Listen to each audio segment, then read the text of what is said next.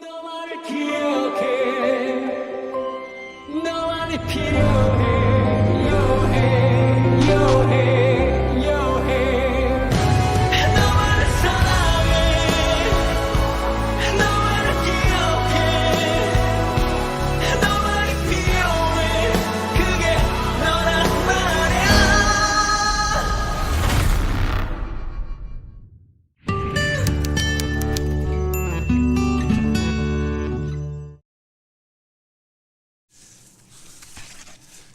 예, 유시민의 알릴레오 시즌2 알릴레오 라이브를 보세요. 알라뷰 세 번째 시간입니다.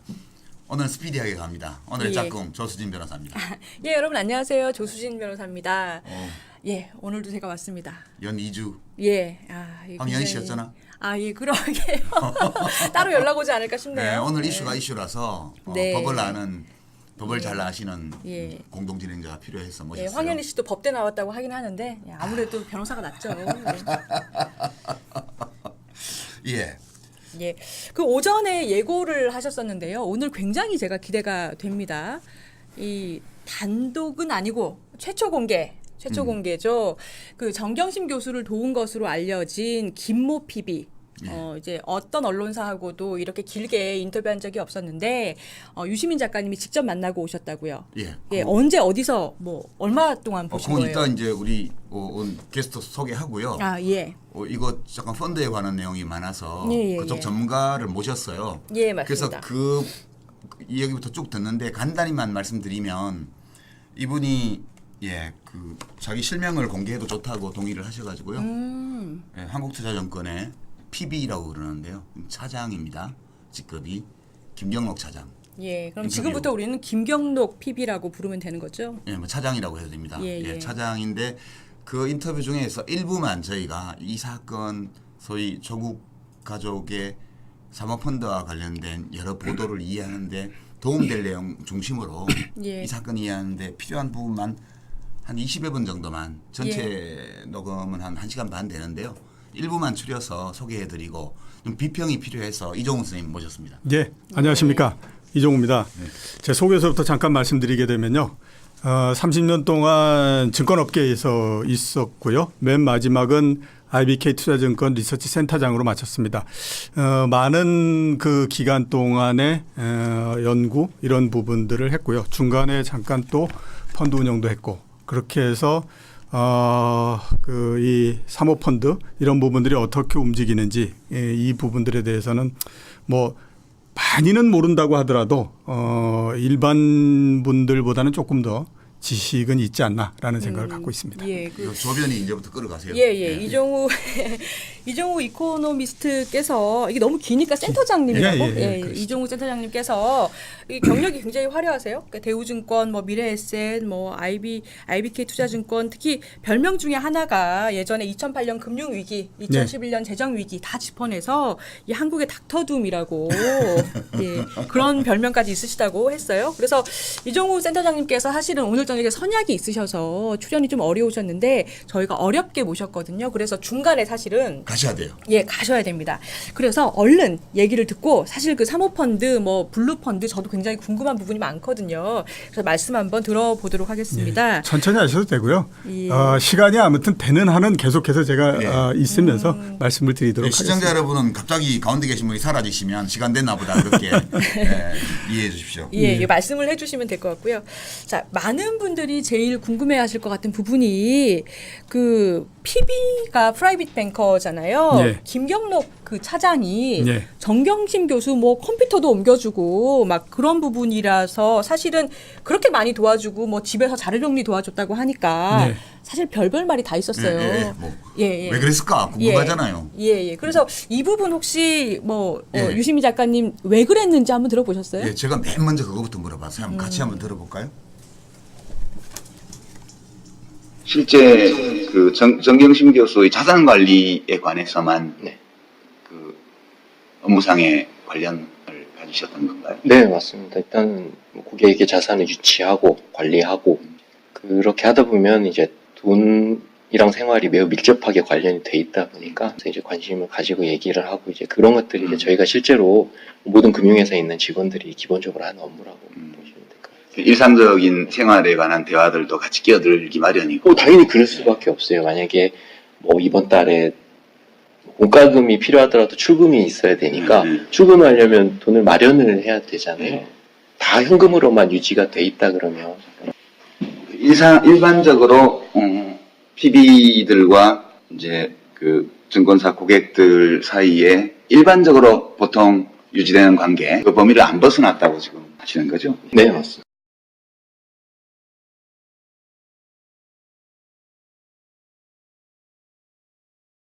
까지 일을 했어요. 맞아요. 그래서 예.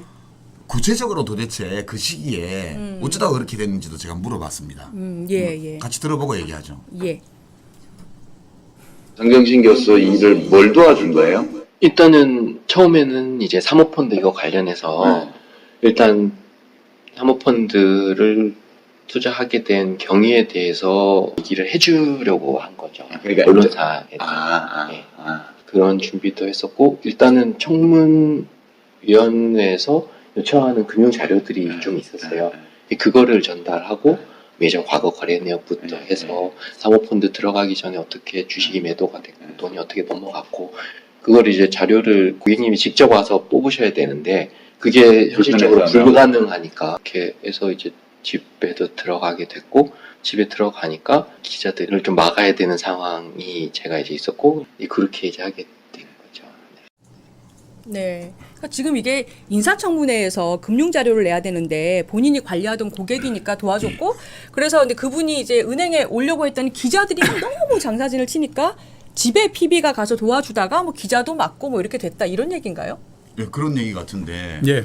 저희는 이런 경험이 사실 저변도 없고 저도 예. 없어서 이종훈 선생님 어때요? 이게 그냥 일반적으로 이해할 수 있는 상황이에요? 네, 어느 정도는 이해할 수 있는 상황이죠. 왜냐하면 PB가 그냥 뭐 우리가 기본적인 롤 이렇게 한번 따져보면 회사에서 판매하고 그러는 금융상품을 고객한테 추천하고 그렇게 해서 하는데 이 부분들은 어떻게 생각하면 내 고객한테 더 프리미엄으로서 뭘 해줄 수 있는 부분이 없는 거잖아요. 거의 똑같은 상품이 나오고 하기 때문에 거기에서 약간들의 뭐 수익성의 차이가 나고 하겠지만 그 부분들은 그렇게 많이 되는 부분들이 아니기 때문에 그 시간이 이제 조금씩 지나게 되면 어떤 형태가 되냐면 PB가 고객의 그 생활 영역으로서 들어갈 수밖에 없는 형태가 되는 거죠. 그러니까 이제 그렇게 되다 보면 서로 친밀감도 많이 생기고 그러다 보니까 금융과 관련한 부분 이런 부분들을 이제 도와주는 형태가 되고 그게 좀 더 들어가게 되면 일상적인 부분들까지 이제 이렇게 도움을 주고 그다음에 도움을 받고 이런 형태가 되거든요. 그러니까 예를 들어서 어떤 형태가 되냐면요. 그 자녀가 있게 되면 혼기가 됐을 때에 중매를 서준다든가 이런 것들도 PB들은 해줘요. 그리고 워낙 사랑을 그렇게 많이 하는 하니까. 부분들이 예. 무슨 뭐 내가 그 돈을 맡겨서 한 0.5% 더 수익을 냈다. 이거보다 훨씬 더 중요한 부분이 되는 거거든요. 그렇기 때문에 이제 당연히 보면 그렇게 이제 생활 영역으로서 많이 들어가기 때문에 지금 우리 김 PD가 했던 부분들도 거기에서 이제 들어가서 그렇게 된 부분이다라고 봐야 될 것 같고 예. 그다음에 이제 그 청문회 과정 속에서 이 부분들은 사전에 본인이 그 펀드 그러니까 그 한투에서 금융거래를 했던 그 기록이 있잖아요. 그거를 물론 이제 정경심 교수가 다 만들고 해야 되겠지만 그거를 어차피 모든 데이터나 이런 것들이 다 한투에 있기 때문에 그 부분을 가지고 하는 거고요. 그 다음에 이제 그게 뭐 서로 이게 일이 많으니까 하다가 보면 뭐 집에 와서 할 수도 있는 거고 이렇게 된 거죠. 생각보다 PB가 굉장히 이제 개인적으로 친밀할 수 있는 그렇죠. 그런 고객과의 예, 예. 관계가 그러니까 있다. 회사 입장에서도 제일 좋은 PB는 뭐냐. 물론 이제 많은 돈을 끌어와서 하는 PB가 제일 좋지만 그거 이상으로서 중요한 건 뭐냐면 고객하고 얼마나 더 친밀한 관계를 갖느냐. 왜냐하면 친밀한 관계를 가지면요. 특별한 일이 없는 한은 거기에 있던 자금이 빠져나간다거나 이런 부분들이 잘 생기지 않거든요. 그렇군요. 그러니까 그렇기 이제 때문에 이제 그런 부분들 지금 예. 얘기한 부분들은 일상적으로 이루어질 수 있는 부분이다. 이렇게 볼 수가 있는 그렇군요. 거죠. 그럼 유 작가님 그 대화를 이제 김경록 PB랑 하셨을 때 2017년에 이제 코링크에 조국 가족이 처음으로 이제 투자를 하게 되잖아요.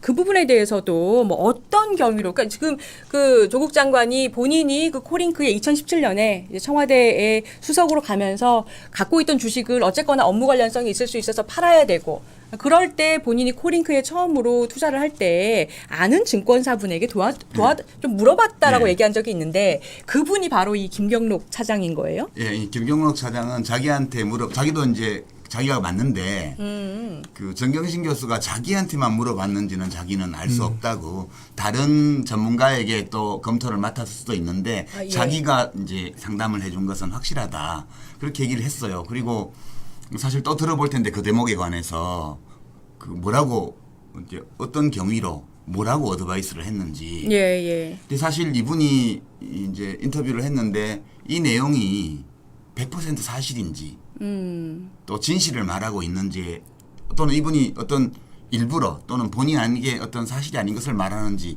저는 이제 예단을 갖지 않고 얘기를 들었고요.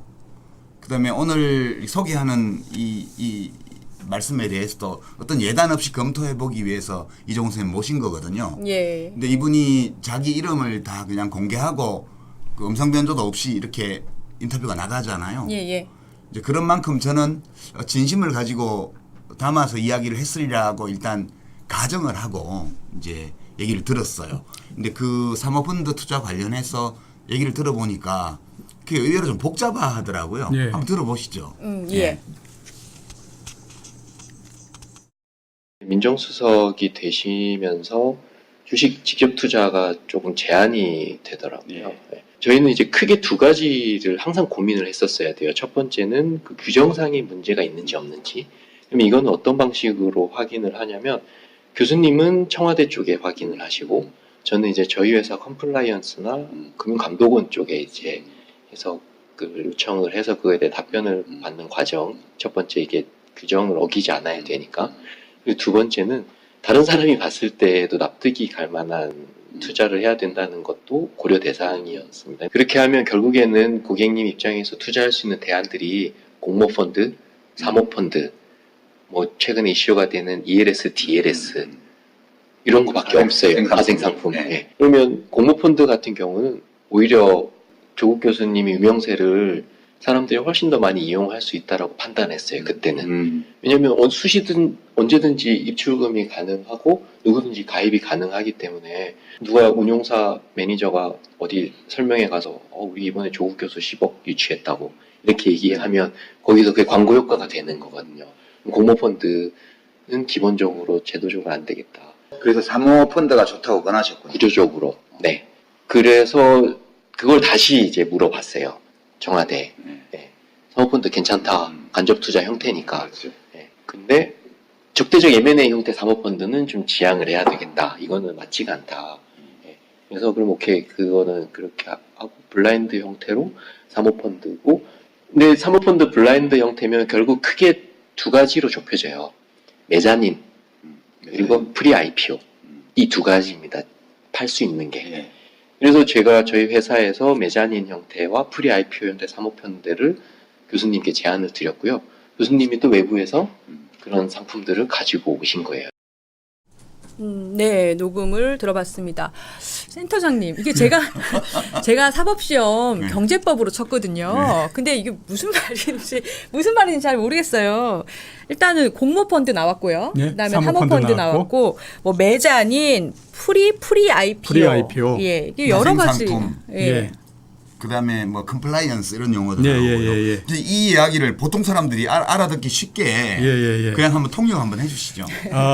일단 이제 사모펀드는 그러니까 이제 공모펀드는 우리가 흔히 알고 있는 거죠. 무슨 투자 신탁 회사에서 이게 판매하는 펀드, 그거 이제 그 우리가 이제 공모펀드, 그러니까 공개적으로 모집을 해서 하는 거고요. 사모펀드 같은 경우에는 이제 특정한 사람들을 모아서 하는 겁니다. 49명 이하면 이제 이 만들 수 있는데 공모펀드는 그렇게 하다 보니까 어떤 장단점이 있느냐면 일단 투자하는 사람들 입장에서는요, 내가 100억을 투자하거나 투자하든 10억을 투자하든 거기에서 나오는 정보나 권리는 전부 다 똑같습니다.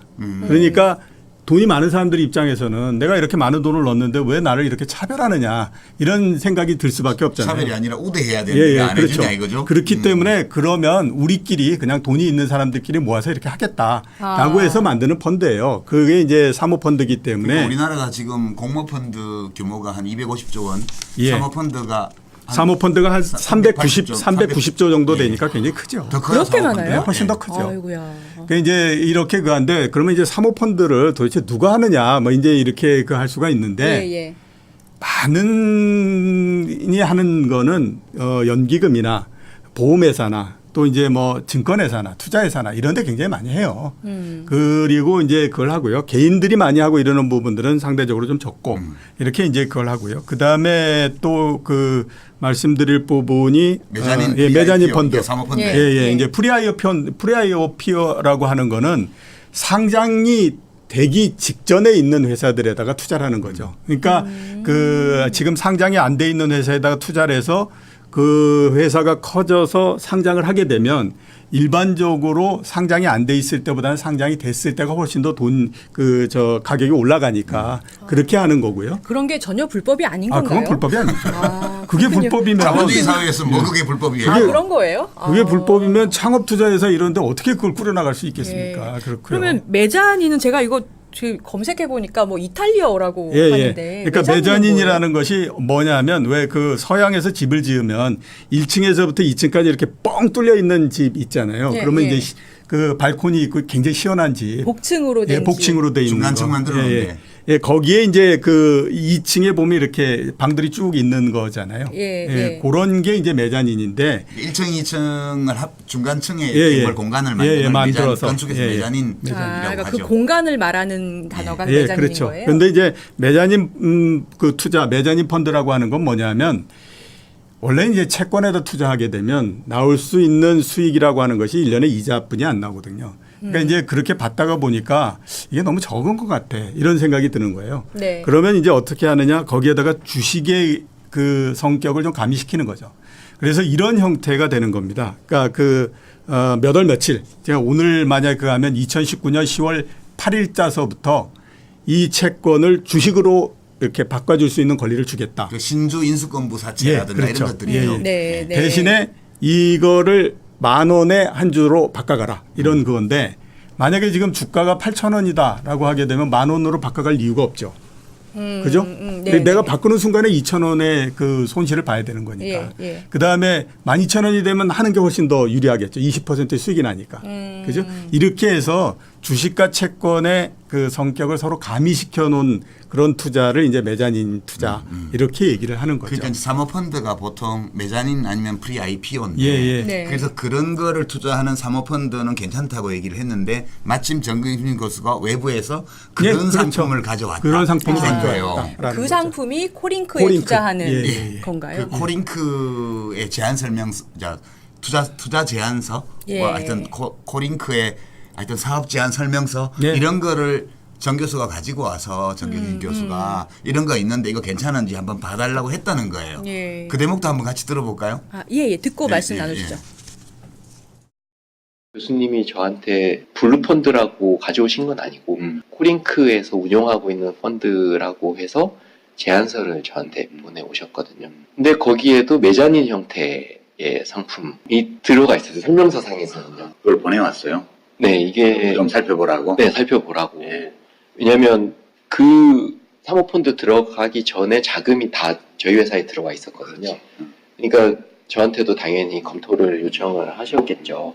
그리고 4, 5년 동안 제일 믿고 거래했던 사람인데 아무리 뭐 촌족하고 뭐 사촌이고 일단 복합적으로 검토를 하는 게 당연한 거니까요. 그래서 코링크 P라고 하는 회사에서 저한테 제안서를 보내왔는데 블라인드 형태의 상품이라고 해서 과거에 자기네들이 뭐 이렇게 투자가 돼서 수익률이 이렇게 좋았다. 근데 제안서상으로는 이게 좋은 상품이다 아니다를 판단할 수가 없어요. 블라인드 형태니까 다 A, B, C, D로 표기가 돼 있을 테고 그러면 제가 교수님한테 하나만 확인을 하시라. 메자닌 펀드라고 제가 말씀드렸잖아요. 1층이 채권이에요. 그러면 판매하는 사람들이 2층만 얘기를 해요. 그렇지. 나중에 주식으로 잘 돼서 대박나서 나오면 된다. 근데 그거는 사기꾼 아니면 바보나 하는 얘기인 거고요. 결국 부도만 안 나서 채권으로 이자만 잘 받고 나와도 저는 기본은 되니까. 기본은 되니까 그것만 제일 확인을 잘 하시라. 예. 1층, 2층 얘기 1층, 나오니까 좀 헷갈리시죠? 예, 예. 제가 두 가지가 궁금한데요. 이제 하나는 사실 이제 저 같은 금알못은 금융 알지 못하는 사람은 사모펀드라고 하면은 우선은 그러니까 그렇게 뭐 민정수석까지 하신 분이 투자를 한다는 게 사모펀드라는 게 사실 이게 사적으로 뭐 모아가지고 한다는 게 좀 위험하거나 아니면은 좀 부적절한 의도를 갖고 일부 계층만 하는 게 아니냐. 이런 식의 선입견이 좀 있거든요. 그러니까 뭐 실제로도 뭐 수익성도 불투명하다 이런 얘기도 있고, 근데 실제로 이 사모펀드라는 게 뭐 그런가요? 실제로도 뭐 불법에 좀 악용이 되거나 네. 아니면은 뭐 일부가 모여서 뭔가 좀 무슨 뭐 말하자면 뭐 테마주를 만든다 뭐 이런 식으로 활용을 많이 하는 건가요? 그렇게 이용되는 사모펀드는 그다지 많지는 않죠. 왜냐하면 만약에 뭐 그거를 주가를 조작한다든가 이런 것처럼 그 이제 불법적인 거를 하겠다라고 하게 되면요, 그건 더 은밀하게 해야 되는 거잖아요. 아, 그러니까 근데 사모펀드를 형태가 만들어서 아니고. 그렇게 한다라는 것도 말이 안 되고요. 그렇기 때문에 이제 뭐 그런 부분들 이렇게는 별로 없고, 대신에 이제 사모펀드에 대한 그 관념 이런 것들이 우리 인식이 별로 안 좋고 한 거는 몇 가지가 있죠. 헤지펀드 얘기하면 항상 안 좋다라고 얘기하잖아요. 네, 네. 그거가 이 헤지펀드가 이 일부분이기 때문에 그래서 아마 이제 그 안 좋은 그런 부분들이 있고 조지 소로스 예, 그렇죠. 게 조지 어마어마한 소로스. 규모의 사모펀드죠. 그 다음에 또 아. 외환은행 그 했을 때에 이제 인수하고 뭐 론스타. 했었던 예, 론스타. 그렇게 가다 보니까 사모펀드 하게 되면 굉장히 인식이 안 좋아져서 이제 그렇게 가라는 건데요.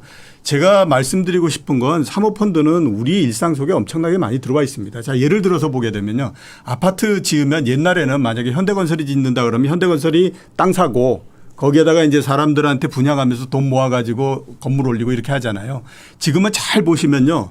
시행사 뭐 누구누구, 시공사 누구누구 이렇게 돼 있어요. 시공사는 현대건설이고 시행사는 뭐냐면 그것만 하는 이런 그 회사 이건데, 그 시행사가 해야 되는 가장 큰 부분 중에 하나가 뭐냐면 사모펀드를 모아가지고 거기에다가 이제 네. 그 땅을 사거나 이렇게 해가지고 원초적으로 돈을 넣는 이런 형태를 하는 거죠. 그렇기 때문에 이런 부분들은 굉장히 많이 있는 거기 때문에 옛날서부터 우리 개념 이런 부분들이 좀 문제가 되기 때문에 지금 사모펀드 하게 되면 굉장히 뭔가가 문제가 있다라고 얘기를 아마 하는 거 이렇게 보셔야 근데 되는 거죠. 이종호 선생님 어떻습니까? 이 여기까지 들은 걸로 예. 이 김경록 차장이 예. 어드바이스를 잘 해준 것 같아요. 예, 잘 해준 형태죠. 왜냐하면 아까 그런 얘기 하지 않았습니까? 1층이 얼마나 탄탄한지를 봐야 된다.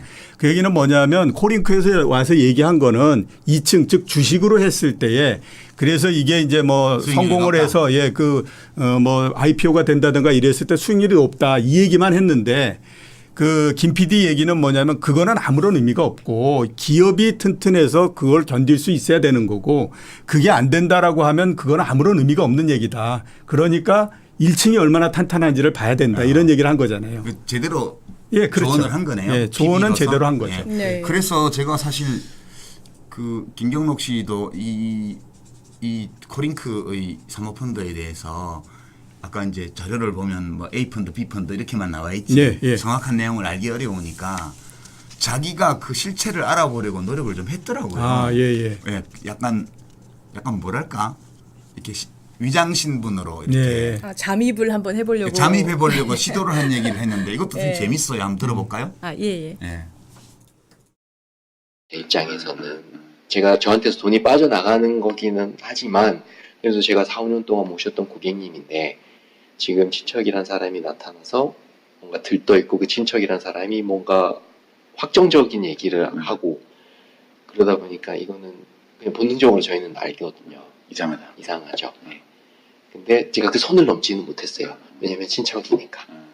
뭐 대놓고 말리지는 못하죠. 못했죠. 왜냐면 그리고 이게 저하고도 이익이 뭔가 상충되는 게 저한테서 돈이 빠져나가는 거니까 그러니까 이제 돈 안 내놓으려고 그런 그럴 수도 있는 거고요. 오해를 네. 받을 수도 있고. 그래서 사실은 제가 뒤로 내용을 더 알아봤어요.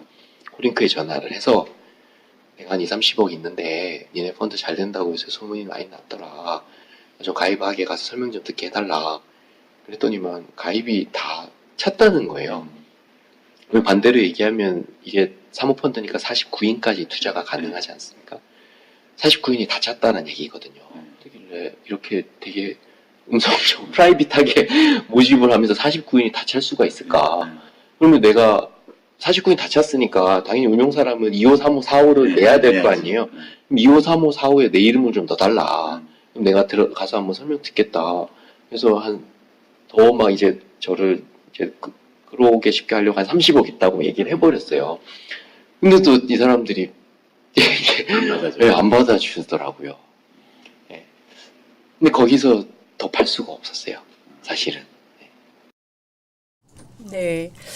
김경록 씨가 굉장히 관심을 가지고 본인이 그 사모펀드 투자자가 돼보려고까지 네. 이제 생각을 했다라는 건데, 그러면 유시민 작가님, 예. 제일 궁금한 부분 여쭤볼게요. 그러면 이렇게까지 다 지켜본 사람인데 김경록 PB가 보기에는 그러면 이 사모펀드 문제에서 검찰은 어쨌거나 이 사모펀드 관련해서 범죄가 있다는 거잖아요. 예. 그럼 이게 지금 정경심 교수나 조국 장관이 잘못이 있다는 거예요? 본인이 본 경험상. 이게 이제 지금 막 우리 들은 얘기가 예. 사실 속으로는 이거 좀 이상하다라는 느낌을 받았는데 예. 이 김경록 차장이요. 예, 예. 근데 정경심 교수가 자기 고객인데 그 고객 돈이 나한테 있었으니까 예. 그 친척이 뭐 투자 전문가라고 나타나서 뭐라고 좋은 얘기를 해가지고 돈을 빼서 그걸로 하려고 하는 것 같은데 그거 안 돼요, 위험해요 이렇게 말을 하면 그렇죠. 돈 예, 예. 내놓기 싫어서 싫어서. 그런 걸로 오인 받을까봐 아. 이제 그 강력하게 못했다는 거예요. 예, 그거는 뭐 이해가 갑니다. 저는. 이 사람 이 증언들 그러니까 뭐 좀 더 알아보려고 막 거짓말 해가지고 그 코링크에 전화해보고 이런 얘기 들으시면서 우리 이종호 선생님은 어떤 느낌이세요? 뭐 아주 좋게 보게 되면 정말 충실한 그 PB다 이렇게 이제 볼 수가 있죠. 왜냐하면 나한테 돈 빠져나가고 특히 이제 사모펀드 여기에 투자되게 되면 이 돈이 나한테 다시 언제 돌아올지를 모르잖아요. 그렇죠. 네, 그러니까 되게 그런 경우가 되게 되면 이제 관심을 꺼버리죠. 그냥 갖고 가시려면 갖고 가시고 네. 뭐 이렇게 되는데 아주 긍정적으로 그 좋게 해석을 하게 되면 굉장히 이제 뭐 그래도 내가 이렇게 4, 5년 동안 관리를 했던 고객이니까 그쪽이 어떤지 정말로 알아봐 주겠다 이렇게 해서 이제 한 거니까 굉장히 이렇게 선의적으로 생각할 수도 있고요. 그다음에 이제 우리가 악의적으로 보면 앞에서 이사장님 말씀하셨던 것처럼 내 돈 내놓기 싫어서 이렇게 이제 할 수 있는데 그거를 뭐 이렇게 거론을 하는 거 보면 뭐 상당히 충실한 PB였다라고 이렇게는 생각이 됩니다. 저는 충분히 이해가 가는 부분이라고 예. 봐야죠. 그 이제 아까 조변 질문에 제가 답을 드리면 네, 네. 이 김경록 차장은 정경심 교수의 이제 금융자산을 관리해줬던 그 증권회사의 이제 PB잖아요. 예. 그러니까 사실은 그 범위를 넘어서는 문제. 그 일 때문에 알게 된 코링크나 예. 이 코링크의 여러 사모펀드나 이런 거에 관한 정보가 이렇게 있지만 그거를 넘어서서 이 코링크와 관련되어 있는 어떤 큰 손들의 움직임이나 이건 몰라요. 예, 그렇죠. 예, 그거는 알 수가 없어요. 알 이 수가 사람은. 없죠. 이 사람도 나중에 이제 언론 보도 나오는 걸 보고 아는 거예요. 예, 예. 그래서 사실 그 대목에 관해서는 증언 들을 게 별로 없었고요. 예, 예. 그게 맞는 거죠. 예, 그게 맞죠. 예. 예. 그런 거고 사실 지금까지 우리 얘기 들은 거 사모펀드 이게 지금 이종호 선생님 보시기에는 이 코링크로 시작이 되어서 예. 거기에 몇 개의 펀드를 거쳐서 그다음에 뭐 신성석유라든가 무슨 햄버거 회사라든가 예, 예, 예. 또는 뭐 익성이라든가 이런데 큰 손들이 몇백억 단위의 돈이 연계되어 있는 이쪽에서 벌어진 허위공시, 주가 조작 뭐 등등의 것이나 예. 아니면 조범동 씨의 횡령 혐의나 예. 이런 거에 대해서 이제 이 양반이 모르는데요. 예.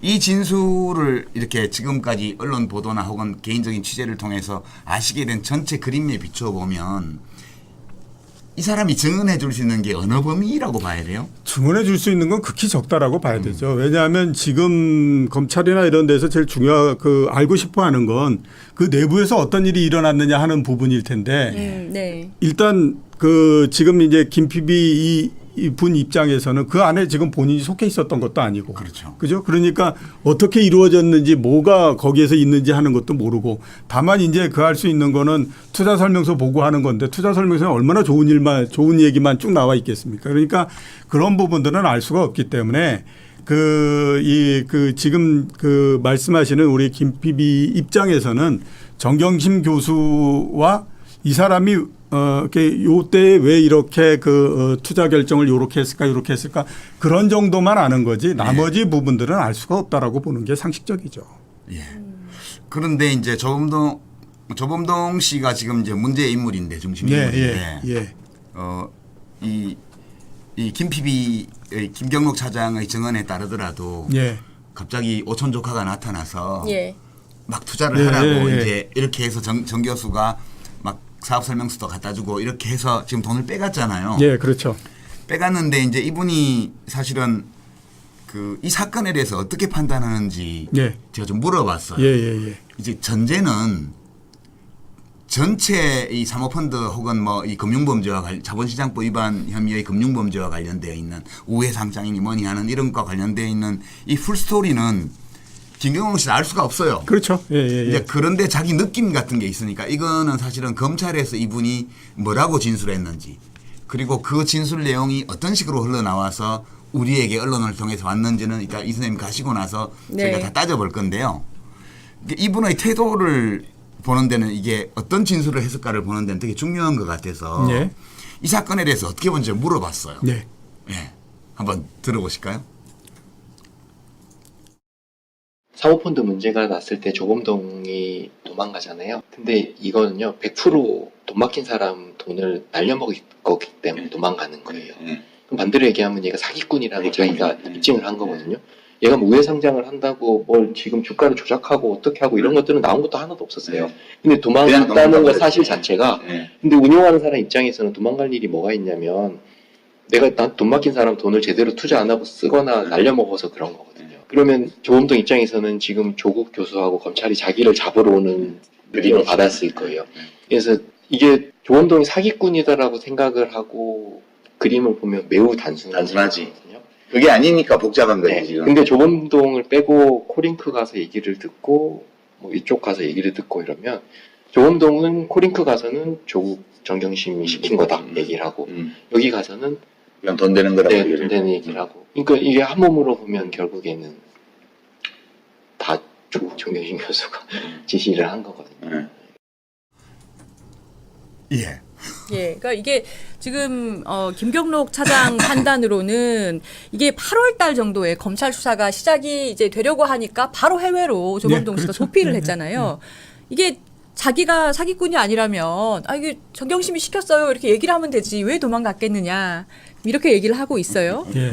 어떠세요? 이 진술? 100% 그렇게 해서 사전에 도망간 거는 그 전서부터 뭔가 문제가 있었던 부분 때문에 나한테 칼이 올 거다라고 생각해서 튀는 거거든요. 그런데 그 금융과 관련해서 문제가 생기는 거는 거의 100% 있는 돈을 횡령을 하거나 빼먹었기 때문에 거기서 빵꾸가 나고 해서 이렇게 그걸 하는 거니까 당연히 뭐 그렇게 생각을 할 수밖에 없는 거죠. 그래서 저도 제일 처음에 이렇게 그 필리핀으로 튀었다. 뭐 특히 해서 3명 뭐 이렇게 했을 때 이거는 다른 것보다도 별건으로 저기에서 뭔가를 아무튼 해먹었을 거야. 그렇기 그러니까 때문에 우모, 이모, 그렇죠. 조범동이 셋이 도망을 갔죠. 그렇기 때문에 저렇게 도망을 가지 그렇지 않고는 굳이 그렇게 도망을 가거나 그럴 이유가 없을 거다라고 저는 또 처음부터 그렇게 생각을 했었습니다. 자 이제 보내드려야 될 시간이 다가왔는데요. 이 김경록 씨가 조범동이 사기꾼이라고 보면 그림이 되게 단순해진다고 얘기를 했어요. 그런데 그 얘기를 빼고 그걸 조범동을 빼고 코링크 가서 이제 검찰 얘기예요. 코링크 가서 얘기를 듣고 이렇게 해보면 그 조범동하고 조국 정경심이 한 몸일 수도 있다라고 생각할 수도 있다 이런 얘기예요. 그렇겠죠. 근데 이제 지금 전체 우리가 지금 시청자들이 굉장히 많은 정보를 알고 계신데요. 이 건 지금 이제 수사 막바지에 와 있고 오늘도 한 투를 또 압수수색을 했어요. 거기 아니 거기 고객들하고 상담 대화 녹음한 것까지 다 몇 년치를 가져갔다는데 뭐가 더 있어서 저는 그거는 좀 개인정보 문제도 있고 좀 과도한 것 같아요. 그 고객들은 지금 얼마나 좀 불안할까요? 그래서 우리 이종호 선생님이 오늘 토막토막 들어보신 이 김경록 PB의 증언 이거를 염두에 두시고 이 사건에 대해서 지금 검찰이 접근하고 있는 거에 대해서 한 비평을 해주신다면 우선은 이제 그 조범동 씨가 몸통 이다. 뭐 이렇게 이제 얘기하고 그렇게 하냐. 근데 참 이번 그걸 하면서 저는 희한한 단어들이 많이 나온다라는 생각이 드는데 조범동은 실질적 대표이사고 정경심은 실질적 대주주고 소유주고, 예. 이렇게 얘기해요. 실질적 소유 그 대주주 이런 것들이 무슨 얘기인가라는 생각이 많이 드는데 이제 그런 얘기들을 많이 하는데요. 저는 제가 생각해 우선은 아무튼 제 생각만으로는 조범동 씨는 그냥 마름입니다. 마름. 옛날에 저 소작관계에서 보면 지주는 뒤에 있고 마름이 앞에서 일 다 하잖아요. 예. 이제 그런 거거든요. 근데 이제 큰 손의 자산 예, 그렇죠. 심부름꾼. 예, 예. 그 이제 그런데 그 마름인데 주인이 되고 싶어 하는 마름 정도 이렇게 이제 볼 수 있는 자기도 거죠. 뭔가를 해보려고. 예, 예. 왜 그렇게 우리가 볼 수 있느냐 하면 우선은 저기 그 조범동 씨가 투자한 돈이나 이런 부분들이 그렇게 많지가 않아요. 그러니까 언론에서 나온 거 보면 코링크 그러니까 정경심 교수한테 5억 빌려서 네. 거기에서 2억 5천 코링크에 투자하고 2억 5천은 레드펀드에 투자하고 그다음에 이제 웰스 WFM 주식 11억 사고 그다음에 웰스 CNT에다가 1,250만 원 투자하고 이렇게 이제 한 16억 1,250만 원이 다거든요. 네. 그중에 WFM 11억은 주식으로 사서 팔았기 때문에 그건 아닌 것 같고 대개 가게 되면 이제 코링크 2억 5천이 단데 그거를 가지고 전체를 지배한다라는 건 어렵기 때문에 일단 이제 이 부분으로 봤을 때 그렇고요. 왜 이게 이제 그 조국 그 장관을 비롯해서 이 가족들이 여기에 들어왔을까라고 생각해 보면요. 역시 마찬가지로 조범동 씨가 마름이기 때문에 그런 겁니다. 마름이면 내가 얼마나 영향력이 있는지 하는 것들을 남한테 계속 보여줘야 되잖아요. 거기에서 조국이라고 하는 거는 굉장히 좋은 거거든요. 정치적으로도 굉장히 영향력이 있을 뿐만 아니라 그 사람이 난 투자를 했다라고 하는 것 자체는 굉장히 그 좋은 부분이죠. 백이 된다는 예, 거죠. 예. 그렇기 때문에 이제 그걸 해서 지금 보면 일단은 포인트가 그런 부분들에서 좀 잘못 맞춰졌다라는 생각이 많이 들고요. 그다음에 이거를 보면서 우리가 이게 그 자본시장 측면에서 보게 되면요. 아주 간단하게 접근합니다. 자본시장에서. 누가 주식을 많이 갖고 있냐. 제일 주식 많이 갖고 있는 사람이 임자야. 네, 이렇게 그렇죠. 보는 거고요. 그게 자본주의죠. 예, 그다음에 이제 주식이 그게 아니면 그럼 누가 제일 많이 투자했어? 제일 많이 투자한 사람이 그 사람이 제일 힘센 사람이야. 이렇게 보는 거거든요. 예. 근데 이제 WFM 한번 우리가 그 보더라도요. WFM에 지금 뭐 신성 이런 데는 예. 굉장히 많은 돈이 들어와 있는 200억 상태예요. 가까운. 예, 예. 굉장히 뭐 거기에다가 공장 새로 짓는 거 이런 것까지 따지면 300억이 넘는 돈이 들어와 있는 군산공장. 상태인데. 예, 예. 근데 지금 정경심 교수는 전부 탈탈 턴다고 하더라도 20억뿐이 안 되는 거잖아요. 예. 그러면 누가 더 힘이 세냐. 당연히 보게 되면 20억이 더 힘이 세다라고 생각하면 그건 좀 이상한 건데. 아니 그나마 그 돈 중에도 무슨 가로등 전멸기 업체에 예, 예. 투자된 돈도 있고 예, 다 그렇죠. 빼고 나면 그러니까 그거 빼고 나면 실질적으로 얼마 안 되는 얼마 거죠. 안 되죠. 근데 그 얼마 안 되는 돈을 가지고 하는 사람이 이걸 전체를 지배한다. 라고 하다가 보니까 그림이 잘 안 맞춰지는 형태가 될 수밖에 없는 거죠. 그러니까 자본시장 입장에서 보면 접근은 굉장히 간단한 겁니다. 예. 누가 주식 많이 갖고 있고 누가 돈 많이 넣느냐. 예. 그러면 그 사람이 주인인 거고 그 사람이 제일 힘센 사람이다. 이렇게 보면 되는 거죠. 그러면 30년 투자 전문가로서 보실 때는 지금 다른 곳에 포커싱을 하다 보니까 정리가 잘 되지 검찰이 정리가 잘 되지 않는 것 같다 이런 말씀 네, 제가 제 해주시더라고요. 생각으로는 그런 것 같아요. 우리 이정우 센터장님 네. 목소리도 너무 좋으시고 예, 벌써 40분이에요. 예, 예. 제가 그 말 모신데 정말 쏙쏙 정리를 너무 잘해 주셔가지고 오늘 너무 감사했습니다. 오늘 공부됐어요, 그죠? 예, 오늘 공부를 많이 했어요. 오늘은 제가 시간이 없어요. 그런데 다음에 한 번 더 하실 할까요? 때, 예. 예, 그리고 이사장님이 저녁이라도 한번 사주셔야 돼요. 예, 그러겠습니다. 예. 예, 제가 기억해 놓고 있겠습니다. 사모님도 모시고 나오십시오. 예, 왠지 이제 친하게 지내면 부자 될 것 같은 그런 이제 분이세요. 저 여유자금 조금 있는데 한번 여쭤볼게요. 우리 셋이서 사모펀드 하나 만들까? 따로 말씀 나누고요. 예. 그러면 정말 시간이 다 돼서 우리 이종우 센터장님께는 이제 작별 인사드리고요. 보내드리도록 하겠습니다. 멀리 못 나갑니다. 예. 방송 중이라. 예, 네, 감사합니다. 예.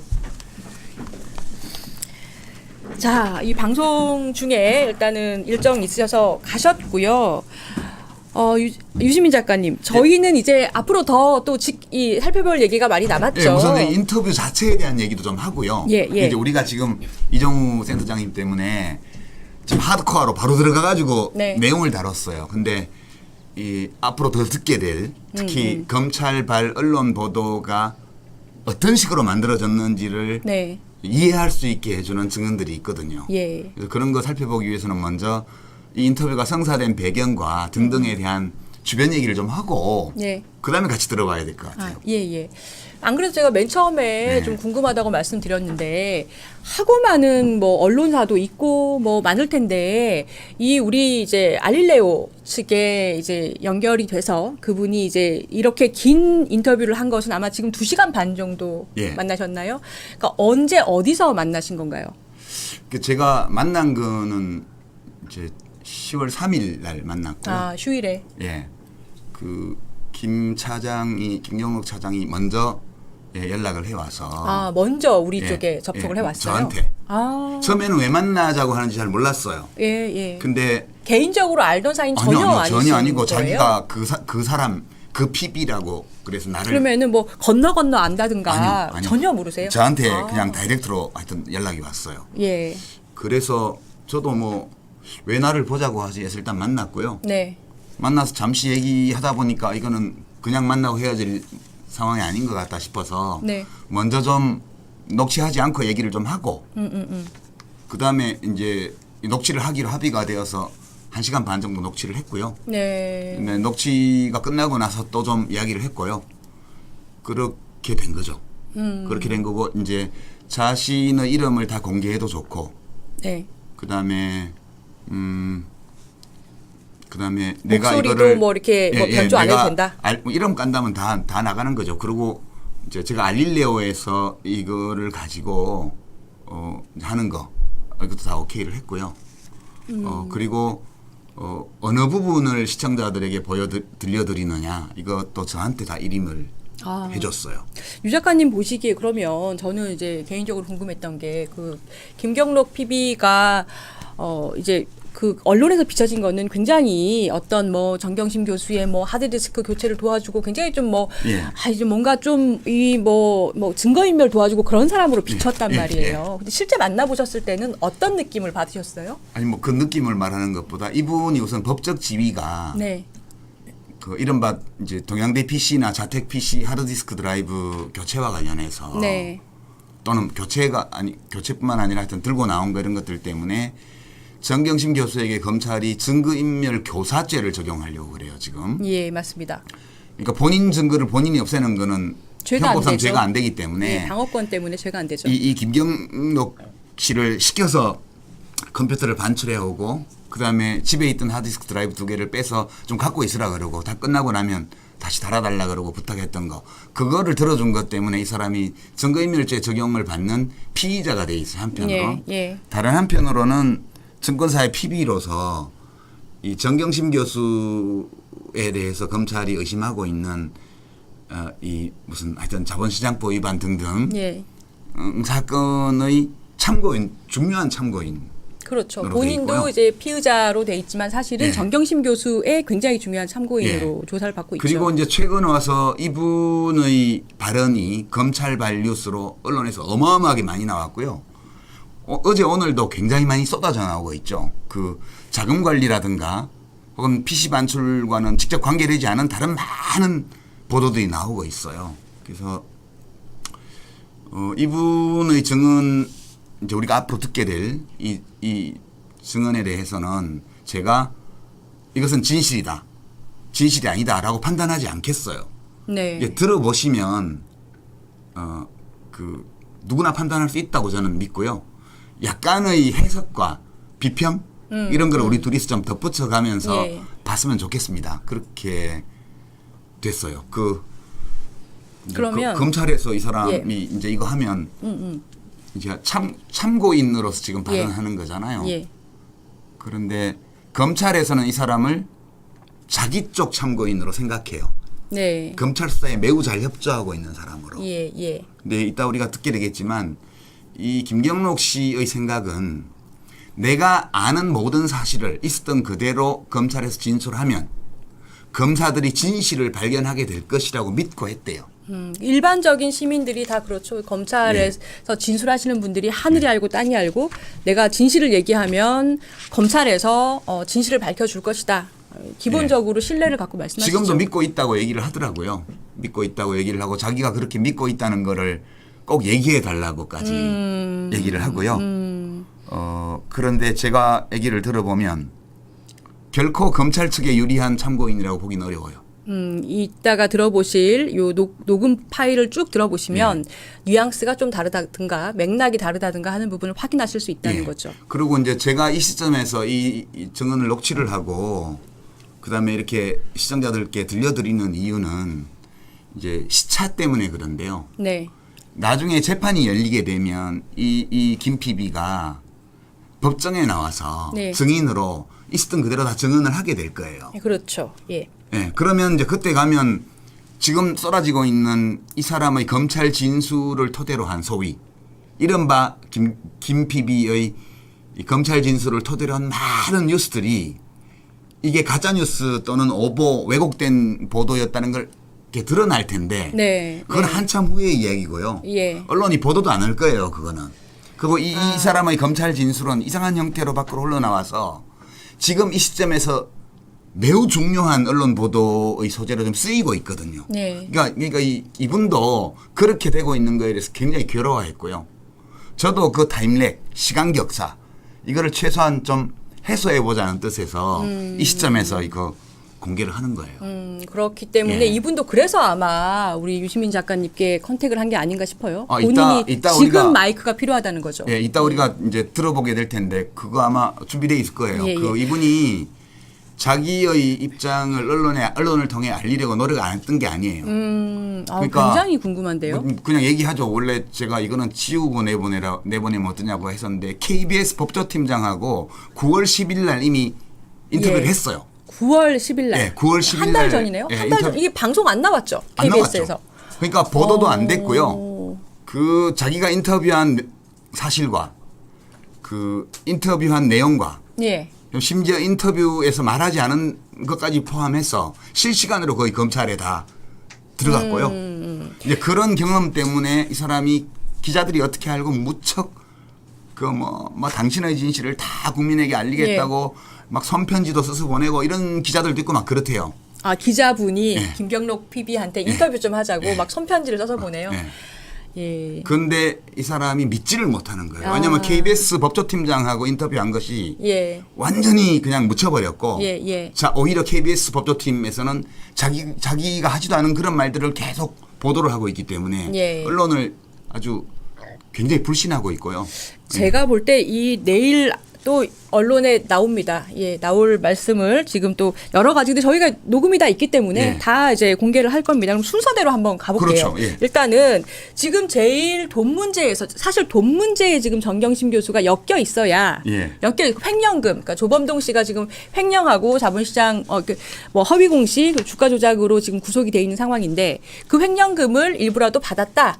지금 이게 제가 보기에는 검찰의 그림인 것 같아요. 예. 그러니까 조범동이 구속돼 있으니까 정경심 교수도 구속 가능성이 있는 거 아니냐 예. 이런 식으로 가고 있는데 지금 이 코링크가 이제 블루펀드, 뭐 레드펀드 이렇게 만들었고 그 사모펀드가 다시 실제 회사에 여러 군데 투자를 했어요. 예. 그 중에 하나가 WFM. 예.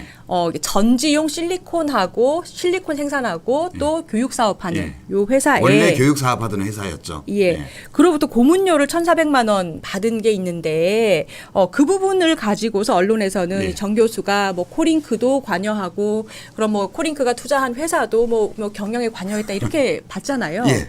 요 부분에 대해서 그러면은 예. 요 김PB가 뭐라고 진술한 부분이 예, 있다면서요? 뭐라고 얘기를 확실하게 했어요. 한번 들어보시죠. 그것도 저는 정확하게 내용을 알고 있어요. 진짜 조범동이 와서 영어 봐달라 그랬어요. 왜냐면 그게 영어 사업을 하던 회사이거든요. 근데 조범동은 그게 1도 관심이 없었어요. 근데 그걸 통해서 교수님한테는 제가 지금 하고 있는 사업이니까 잘 와서 되고 좀 있다. 해달라고 그러니까 교수님 가서 했던 거죠.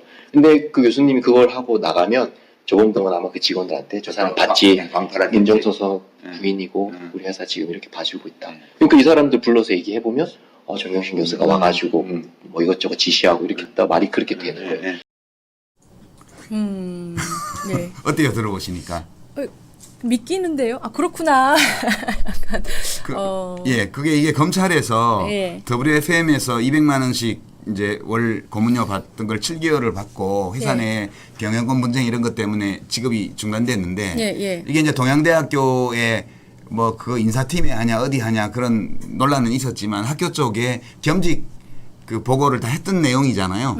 네. 근데 이제 그 이분이 한 얘기가 조범동이 진짜 영업 봐달라고 그랬고 정 교수가 그거를 해서 보내는 거 다 봤다. 예. 그러니까 지금 이분은 김경록 PB는 검찰에 이미 진술을 다 노출돼 있는 검찰에 지금 수사받는 분이기 때문에 이거를 뭐 굳이 본인이 지금 여기서 무슨 정경심 교수 편을 들고 뭐 허위 진술하고 지금 그럴 필요가 없는 사람이잖아요. 그거는 자기 이익하고 어긋나죠. 그렇죠. 왜냐하면 검찰한테 잘 보여야 소위 증거인멸죄 관련해서 검찰이 좀 봐줄 텐데. 그렇죠. 근데 지금 본인 이름 다 까고 지금 네. 그 목소리 다 까면서 지금 얘기하는 거기 때문에 네, 참고인으로서 검찰에 협조를 해야 피고인으로서 피의자 피고인으로서의 이점이 있을 텐데 예. 이런 얘기를 받게 하는 거는 자기한테 손해되는 거예요. 손해될 이분 가능성이 변호인이 있어요. 있지 않아요? 있어요. 좀 말릴 것 같은데. 말리고 있죠 지금. 아. 말리고 있는데 이 내용을 네. 저한테만 얘기하는 게 아니고 검찰에서도 다 이렇게 진술했어요. 아. 근데 검찰에서 이렇게 다 진술했는데 예. 내가 받고 조범동이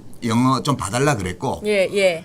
그다음에 뭐 이제 그러고 나면 왔다 가고 나면 조범동이 광 팔았을 거다 이런 얘기는 본인의 추측이지만 예, 예. 팩트에 관한 증언은 봤다는 거 아니에요. 예, 그렇죠. 그러니까 이 회사가 지금 뭐 전지 생산하는 회사에 뭐 고문료가 웬 말이냐 이렇게 보도된 것도 있는데 그게 아니라 원래부터 교육사업 했던 예. 회사고 이걸 다 얘기를 했는데 이게 왜 보도가 안 되는 거예요? 보도가 안 된 게 아니라 이 1,400만 원 이야기도 이 김 PB가 얘기를 한 것과는 아무 맥락의 상관이 없이 마치 검찰에서는 투자금에 대한 수익으로 이걸 받은 것처럼 예, 맞아요. 이렇게 언론 포위를 했고 언론들은 다 그렇게 보도를 했죠. 예, 그래서 돈이 나오니까 그때부터 이제 이게 무슨 문제가 네. 있는 거 아니냐. 자, 그럼 두 번째로 예. 자, 이 사장님도 관심 많으신 하드디스크 예, 교체 예. 부분도 그 말씀을 좀 들어봤는데요. 하드디스크는 그러면은 도대체 왜 이 교체하려고 그거 왜 갖고 나갔다는 거예요? 제가 짐작으로 뭐 검찰이 장난칠지 모르니까 예. 방어 차원에서 했을 거다라고 얘기했다가 온 언론한테 궤변이라고 정신줄 놨다고 하는 예, 국회의원도 있고 뭐 욕 엄청 먹었는데요. 제 말이 딱 맞는 것 같지는 않은데 한번 들어보시죠. 예. 뭐라고 했어요, 정 교수가? 그 하드디스크 드라이브 문제에 관해서는. 떼서 뭐 어떻게 한다 그런 얘기를 했어요? 일단 제가 처음에 내려갔던 거는 그 유리한 자료들을 확보를 해야 되겠다. 그게 나한테 유리한 거를. 네, 네. 유리한 자료들을 확보를 해야 되겠다. 근데 저도 그때는 당연히 검찰이 유리한 거는 빼고 불리한 것만 내서 뭔가 할 거라고 생각을 했는데 거기서 뭔가 빠져나올 수 없는 늪에 좀 걸린 거라는 생각이 들더라고요. 그러면 그걸 떼서 어떻게 하자고 했어요? 없애라고 했으면 제가 이미 다 없앴을 거예요. 그렇죠. 뭐 시간도 많았고 그리고 검찰에서 가져오라 그랬을 때 바쁜데 이거 왜 가져오라 그러죠? 좀 약간 좀 감이 없었던 거죠. 네. 그러니까 본체를 들고 나온 제가 거예요. 들고 왔습니다. 네. 그럼 정 교수는 그 본체 들고 와서 자기를 달라고 그랬어요? 네, 서울 올라가면 네. 이제 달라고. 집에 가져간다고? 네, 사실은 동양대에서 좀 내용을 보고 싶어 하셨어요. 그래서 저는 애들 과제 열심히 한 거 보여주려고 하시나? 그래서 저랑 이제 폴더 몇 개를 이렇게 찾아보는데 너무 이제 용량이 큰 거죠. 여기서 못 보겠다. 시간도 너무 늦었고 교수님도 너무 막 힘들다고 하시고 그래가지고 그러면 이제 들고 갔다가 서울에서 그러니까 이게 그 정경심 교수님이 들고 나오라고 하니까 왜 갖고 나오라는 거야? 아니 그게 이렇게 아니고 검찰에서 얘기를- 이걸 가져오라 그러니까. 검찰에서 갖고 오라고 네. 하니까 왜 갖고 오라는 거야? 이렇게 바쁜데. 생각을 했고 네. 그리고 없애라고 했으면 자기가 진작에 무슨 방법을 쓰든 뭐 태우든 버리든 했을 텐데 그런 말도 없었고 예. 애들 과제물을 보려고 그러나 해서 이렇게 보다가 양이 많아서 들고 나왔다. 네. 이 얘기가 맞는 그렇죠. 거죠? 실제 있었던 일을 얘기를 한 거예요. 예. 근데 뭐 이게 제가 그래서 이제 사실 이 녹취록은 제가 인터뷰를 하면서 한 녹취를 한 건데 예. 녹취 중에 이거는 오프 더 레코드로 그러니까 비보도를 전제로 하고 얘기하겠다고 말한 부분도 있고요. 그다음에 예. 그다음에 녹취를 하지 않는 시간에 이야기한 것들도 있어요. 비보도라고 하면서. 네. 되게 거기도 재밌는 얘기가 많아요. 예. 우리가 이제 제가 녹취한 것 중에도 지금 오늘 다 들려드리는 게 한 20분 분량밖에 안 돼요. 1시간 반 녹취 분량 중에서. 나머지는 저희가 그냥 가지고 있을 거고요. 그다음 제가 오프 더 레코드를 전제하고 한 말들도 몇 가지 좀 기록을 해놨거든요. 예, 예. 근데 그런 것도 가지고 있으려고 그러는데 제가 갑자기 드는 생각인데 이거 압수수색 들어오는 거 아닌가 이런 생각이 좀. 아 저를요? 예, 저희가 이제 1시간 반 분량 갖고 있어서 압수수색 들어오는 거 아닌가 이런 생각이 드는데 그러진 않겠죠? 아니 예. 그 압수수색할 이유가 없는 게 김경록 예. 씨가 검찰에서 한 진술 그대로 나한테 얘기를 해준 거예요. 예. 이거 물어봤는데 검찰에서도 다 사실 그대로 진술했대요. 예, 아니 예. 요즘에 너무 검찰에서 조금만 관련이 있으면 이제 다 이제 압수수색이 들어오니까 이제 그런 생각이 드네요. 근데 이거 예. 지금 그 만약 제가 궁금해서 여쭤보는 건데 변호사한테 예.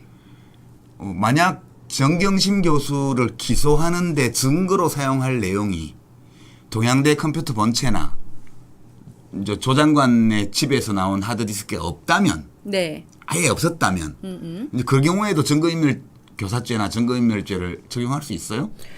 적용하기 어렵죠. 왜냐하면은 정경심 교수가 거기에 증거가 있는 고의라는 것이 일단은 범죄가 되려면은 뭐 실수로 범죄하는 경우라는 건 없고 고의가 있어야 돼요. 증거를 없애야겠다 이런 그렇죠. 고의가 그러니까 있어요. 거기에 증거가 있다는 것을 명확히 알고 그것을 없애야겠다라고 해서 이 사람을 교사해가지고 증거를 인멸시켜야 그래야 죄가 되는 건데 그런 증거가 없었다면은 그 증거인멸 고의가 정경심 교수에게 없는 것이고 그렇다면 그걸 교사하지도 않았을 것이고 그러면 이 김경록 씨도 뭐 이 관련 범죄가 되기는 좀 어려운 것이죠.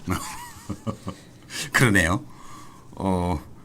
그 밖에도 이제 하드디스크 교수 거는 이 정도로 이 사람이 아는 예. 내용을 다 얘기한 거예요. 이게 예, 다예요. 예. 물론 여기는 이제 동양대 건만 돼 있는데 여기 소개 못 해드린 내용은 왜 그 심야에 갔냐. 이제 지금 오늘 언론에서 네. 그 정경심 교수 변호인을 증거인멸 회의를 열었다. 증거인멸 대책회의를 열었다는 걸로 조사하겠다는 검찰발 뉴스가 예. 또 나와 있어요. 예. 이제 이 동양대에 갈 때 지금 안 들려드렸는데 예. 그 정경심 교수 변호인 쪽에서 사모펀드 투자 관련해서 좀 귀하한테 좀 이야기를 듣고 확인해야 될 게 있으니까 변호사 사무실로 좀 와달라고 그래서 예. 김 PB가 이제 정 교수 변호인 사무실에 갔대요. 예. 가서 이제 같이 얘기를 하고 있는데 중간에 잠깐 둘이만 있었을 때 나 학교에도 좀 갔다 와야 되는데 나 좀 같이 좀 가줘 이래서 부탁을 해가지고 자기도 바쁘고 해서 어떻게 하다 보니까 일 없는 시간에 가게 돼서 밤늦게 도착했대요. 아, 그 당시가 이제 기자들이 워낙에 네. 정경심 교수 따라다니고 이럴 때죠. 그래서 이제 하드디스크는 먼저 집에 있는 컴퓨터 3대 중에 2대의 하드디스크 드라이브를 뺐고 예. 그거는 가지고 있으라고 그랬고 예. 그다음에 동양대를 8월 30일인가 간 거예요. 예, 근데 예. 그게 CCTV에 찍혀서 예. 뭐 복장이 어떻게 바뀌었다는 둥 심야에 도둑처럼 왔다 갔다 하는 둥 이게 그냥 단순히 자기가 바빠가지고 밤에 갈 수밖에 없어서 간 거였대요. 아, 본인도 생업이 있으니까. 네, 그런 얘기들 포함해서 되게 많은 내용들이 있는데 그런 것들은 생략하죠. 다 지금 이분이요 검찰 조사를 120시간 넘게 받았어요. 검찰에 가서 조사받은 시간만. 아이고. 그리고 수많은 문제들에 대해서 자기가 아는 걸 다 진술을 했고요. 그래서 이분의 진술과 그다음에 그 진술 중에서 검찰이 흘려내보낸 것을 토대로 이제 내보낸 언론의 보도 이게 너무 많고 다양해서 네. 그걸 일일이 다 제가 여기서 할 수가 없어요. 예. 그래서 한두 개 정도의 사례만 봐서 시청자들이 다른 건들은 미루어 짐작해 보시라. 그러니까 이제 뭐 변호인 포함해서 증거인멸 대책회의를 했다는 이 터무니없는 이야기들이 검찰에서 나오는 거 보니까 검찰이 되게 급했구나 지금. 그냥 막 던지는구나 그런 예. 생각이 들어요. 그러니까 사실의 조각조각들이 있는데 그거를 교묘하게 엮어서 마치 무슨 고의가 있어가지고 한 것처럼 이렇게 네. 만들었다라는 말씀이고요. 그 제가 좀 궁금한 게 하드디스크 얘기가 나와서 조국 장관이 뭐 고맙다고 얘기했다. 네. 김 PB가 얘기한 부분이 마치 이제 우리 와이프 증거인멸 도와줘서 고마워 이렇게 얘기한 것처럼 또 그렇게 이렇게 다 보도가 보도가 됐죠. 됐어요. 네. 그 부분은 그럼 뭐라고 얘기를 하던가요? 그거 지금 당연히 물어봤죠. 예. 물어봤는데 오늘 시간 괜찮으세요? 우리 오늘 이거 알라뷰 되게 길어진다. 어쩔 수가 없. 예, 없는 그러게요. 거야. 근데 끝나고 이게- 밥 사드릴게요. 그래 좋습니다. 네. 예, 그러면 근데 워낙에 이게 저도 궁금했던 내용이라서 네. 그러면은 한번 들어봐야겠죠? 예, 들어봐야죠. 28일 날 같은 경우도 제가 이제 지금 이제 그 하드디스크 교체하고 이제 이런 일이 있었는데 교수님이 퇴근하고 들어오신 거예요. 그럼 이제 저는 집에 갑니다. 네. 그냥 인사하고 근데 그 기사도 뭐 아내 도와줘서 고맙다라고 말씀하시는데요. 제가 3번, 4번 총 만났거든요. 2014년부터 항상 그 말씀은 하셨어요. 항상 고맙다고. 네. 뭐 우리 잘 놀아줘서 고맙다. 뭐 정윤신 교수님 잘 도와줘서 고맙다. 그렇게 검찰에 진술을 했어요. 근데 이게 그 다음날 되니까 아침부터 이제 기자들한테 전화가 핸드폰이 터질 정도로 오더라고요. 근데 이게 패턴이 다 똑같아요. 제가 이제 그 키워드를 얘기를 하면 어떻게 이제 기자들이 알게 됩니다. 그러면 그거를 기자들이 크로스 체크를 하려고 하더라고요. 그런 얘기를 네가 한 적이 있냐. 근데 저는 이제 피해자 신분이고 얘기할 수 없는 상황이라서 전화를 안 받아요. 그러면 몇 번 하다가 전화를 안 받으면 검찰에서 나오는 그 키워드 하나 가지고 기사를 써야 되는데 첫 번째 쓴 사람이 기사를 쓰면 두 번째, 세 번째는 그건 아예 사실이라고 생각을 하고 자기네들이 추가로 이제 쓰는데 나중 되니까 PC 교체해줘서 고맙다라고 기자가 그렇게 돼버리더라고요. 야, 이건 뭐 예. 이게 저희가 예, 이제 이 예. 증언에서 제일 눈에 띄는 대목은 제가 이제 그 키워드를 얘기를 하면 예, 이 예. 얘기는 검찰에서 진술을 예, 하면 그런 뜻이에요. 맞습니다. 얘기를 예. 하면이 제가 검찰에서 그 고맙다고 인사를 했다고 이야기를 하면 네. 기자들이 알게 됩니다. 그거 어떻게 알아요? 아니 그걸 왜 나한테 물어봐요? 기자들이 뭐 아이, 검찰청을 도착했나 보죠. 안 넘어오시네요. 아니 근데 저도 이 대본을 보고서 이 부분이 굉장히 화가 났어요. 검찰에서 피의자 신분으로 본인이 진술한 거는 본인 방어권도 있고 사실 이게 이 무죄 추정 원칙이 있기 때문에 다 기밀에 속하는 건데 이게 기자들한테 얘기한 게 아니라 검찰에 가서 얘기를 하면 기자들한테 전화기가 터질 정도로 전화가 예, 오고 바로. 예. 예, 바로 얼마나 그러니까요. 무서워요. 이게 생중계예요, 거의. 생중계인데 통째로 중계하는 게 아니고 발췌 중계예요. 맥락을 다 제거하고 예. 조국이 김PB한테 마주쳤을 때 고맙다고 그랬다. 이게 고맙다라는 키워드만 나가는 거예요. 그럼 네. 기자들은 그 앞뒤 맥락을 알아보기 위해서 이 사람한테 전화를 해요. 네. 이 사람은 막 전화기가 불이 나니까 전화를 안 받아요. 무섭기도 하고. 예. 그러면 최초에 누군가가 용감하게 써요. 이런 게 아니겠는가? 아니면 뭐 라고 고맙다고 알려졌다. 말해. 라고 확인되었다. 뭐 이렇게 쓰면 그다음부터는 똑같이 뺏기면 조금 면이 상하잖아요. 그러니까 뭘 덧붙이게 돼요. 예. 그래서 계속 붙이다 보면 서너 단계 건너가면 증거인멸 도와줘서 고맙다. 이런 기사가 나는 거예요. 야, 이게 지금 김경록 씨가 자기 이름 다 공개하고 예. 실제로 유시민 작가님 만나서 얘기한 내용이잖아요. 그렇죠. 검찰에서도 이렇게 진술했대요. 예. 2014년 이후에 정경심 교수의 자산 관리를 사실은 자기가 원래 한 게 아니고 자기네 이제 회사의 고위직에 계신 분이 예전부터 정경심 교수가 고객이었는데 예, 예. 그분이 그걸 할 수 없는 상황이라서 자기한테 넘겨줘서 자기가 받은 거예요. 2014년도쯤에. 그래서 그 4년 넘게 자산 관리를 해왔기 때문에 그 기간에 식사를 같이 한 적도 있고 이제 조 장관 가족하고 예. 그다음에 조국 교수하고 마주친 적도 여러 번 있는데 그때마다 늘 고맙습니다. 고맙습니다라고 얘기를 했다는 거예요. 그렇게 진술을 했는데 아. 그날 8월 28일인가 그 자택 카드 교체하던 날도 마주쳤을 거 아니에요. 예, 예. 그 퇴근하고 자기는 가고 그때도 고맙습니다라고 인사한 거를 같이 진술을 한 거죠 쭉. 네, 네. 근데 증거인멸하던 날 조국과 마주쳐 조국이 고맙다고 인사 건네 요게 키워드가 돼서 딱 나간 거예요. 아우. 신문 기사가 이런 식으로 만들어지는 거죠. 언론의 기사가. 이거 좀 소름 끼치지 않아요? 예, 무섭네요. 그러니까 조국 장관 입장에서는 약간 굉장히 억울한 게 본인은 인사성 바른 건데 예. 평소에도 하여튼 보이면은 고맙습니다. 예. 그날도 뭐 하고 계시길래 고맙습니다. 예, 그 예의의 그 목소리로 늘 그랬다는 거예요. 예, 했는데 그게 이제 앞뒤 이렇게 맞춰가지고 하드디스크 교체하던 날 조국 장관이 고맙다고 해 이렇게 됐다는 거죠. 예, 그거 뭐 댓글에 말고도 지금 예. 오라통 터져 이런 거 막 나오고 지금 와, 진짜 미친다 미친다. 이러는데 진짜 이거 사례예요. 사례 전형적인. 영화 같은 사실이 무섭네요. 오, 예, 예. 윤석열이 책임져라. 뭐 이런 여러 댓글이 있습니다. 자, 그러면 검찰하고 언론가의 이 사건에서의 이런 유착 관계, 밀월 관계 이 부분에 대해서 더 충격적인 사실을 좀 얘기한 부분이 있어요. 제가 이것도 굉장히 보고 너무 놀랐어요. 예, 저도 그 얘기 들으면서 엄청 놀랐습니다. 네. 이런 정도까지일까? 과연 기자들이 이 정도까지 법조팀 기자들이 이 정도까지 유착돼 있나? 이게 진짜 저도 좀 실제 증언이니까요. 예. 이 김PB는 이거에 대해서 그냥 한숨만 내쉬었지 이거를 막 비난하거나 그러지는 않더라고요. 근데 제가 들으면서 좀 끔찍하다 이건 진짜 예. 그런 느낌이 많이 들었어요. 그 앞부분에서 얘기하셨던 거랑 연결이 되는데 일단 듣고 예. 나서 말씀 예. 나누죠. 한 가지는 제가 이제 그래서 인터뷰를 하고 들어왔는데 그 인터뷰를 한 내용이 검사 컴퓨터 대화창에 떠서 랑 인터뷰할 때 털어봐. 무슨 얘기했지? 조국이 김경록 집까지 쫓아갔대. 털어봐. 뭐 그런 내용을 제가 어떻게 우연찮게 보게 됐어요. 그러니까 지금 이게 내가 지금 인터뷰하고 왔는데 조국 교수님 우리 집까지 찾아왔다고 얘기를 한 적이 없는데 그런 얘기까지 했다고 그거를 지금 털어보라 그러고. 그러니까 언론하고 검찰은 매우 밀접, 특히 법조 출입 기자들. 걔네들이 먹고 사는 게 결국 서로 상호 협조하는 거니까 이 사람들이 검찰이 무리한 수사를 하건 뭐 내 인권이 탄압이 되건 어떻게든 그 검찰이 수사하는 거에 막 바람을 불어일으켜줘서 자신감 있게 본인들의 생각을 확정적으로 가져가고 밀고 나가게 만들어 주는구나. 구조가 그렇게 돼 있구나. 네. 근데 그걸 제가 말을 할 수도 없고 반박할 수도 없고. 이게 예. 지금 삐 처리했는데요. 예. 제가 제작진에 삐 처리하라고 원래 얘기를 했어요. 근데 이제 어제 오늘 보도를 보고 이거는 삐 처리할 이유가 없겠다. 이게 공영방송인데 이럴 수가 있나 싶어서 KBS라고 밝힐게요. 예. 뭐 KBS 법조팀장 이름은 제가 모르겠는데요. 이 김 PB 말로는 KBS 법조팀장하고 인터뷰를 했는데 예, 9월에 예, 자기가 예. 아주 신뢰하는 사람이 9월 10일 날 예. 인터뷰를 했대요.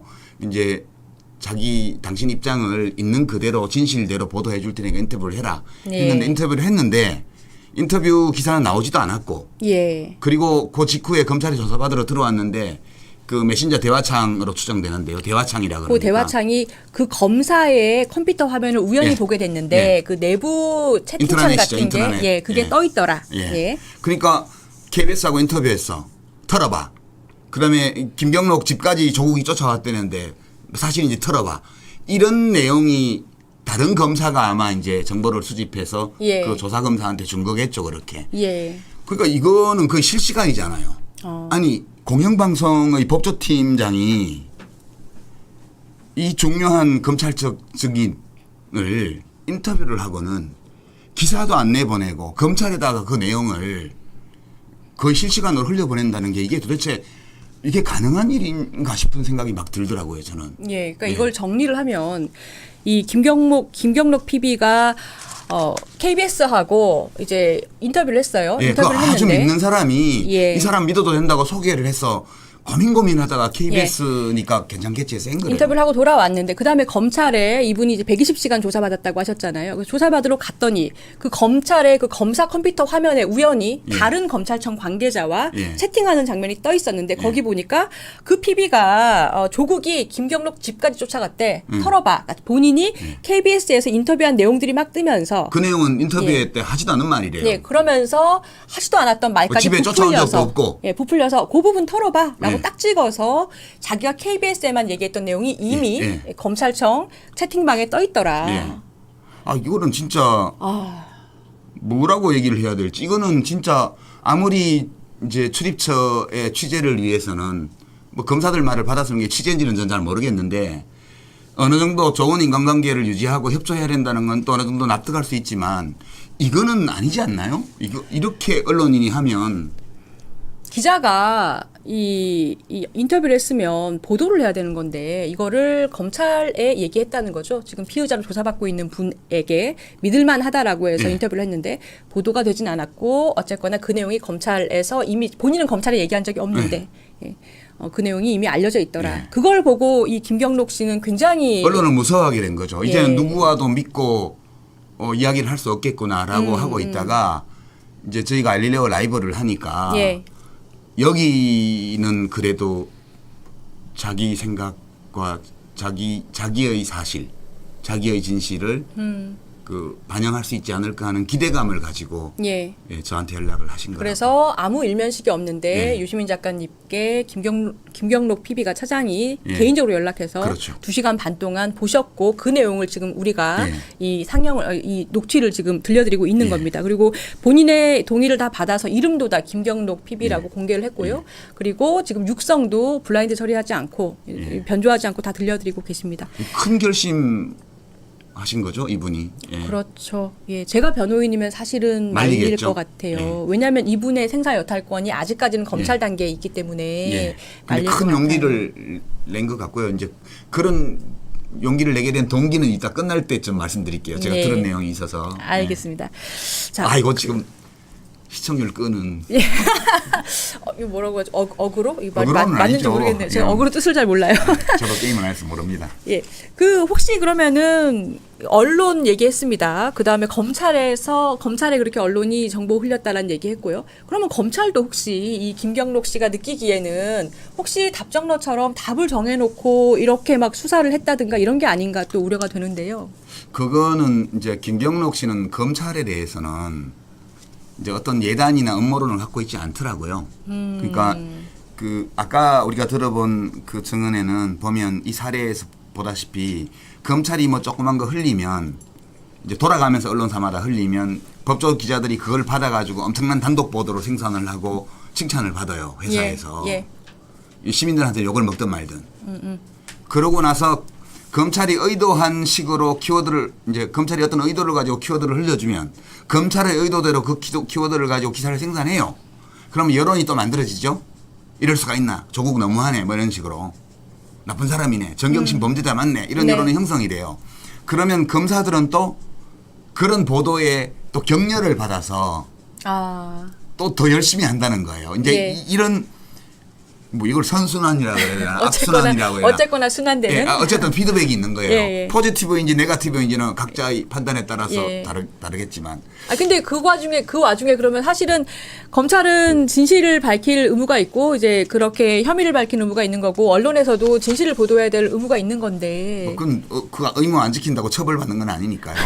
그러니까 이제 이분은 검사들이 정말 열심히 한다고 얘기를 하더라고요. 예. 그래서 과연 답을 정해놓고 하고 있는 건지 아닌지에 대해서 한번 의견을 들어봤어요. 근데 네. 사실 오늘 이 김경록 PB의 인터뷰는 제가 윤석열 검찰총장에게 헌정해드리고 싶어요.